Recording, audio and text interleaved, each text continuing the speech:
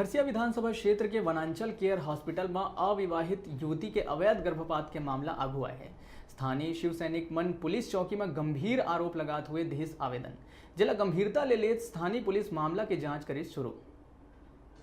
बहुचर्चित वनांचल care hospital में खरसिया एसडीओपी गरिमा द्विवेदी और चौकी प्रभारी परिहार मौका में जांच बर पहुंचिस।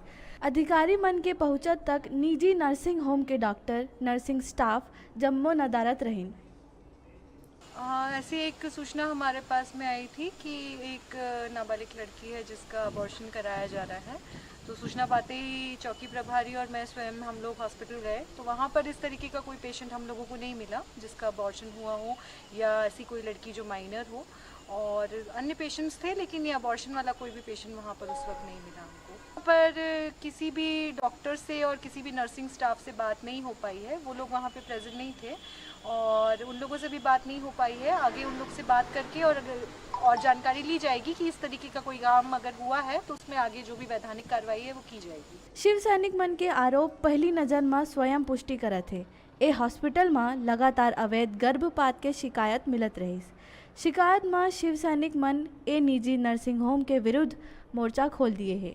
रायगढ़ ले डिजिटल रिपोर्टर संतोष पुरुषवानी के रिपोर्ट।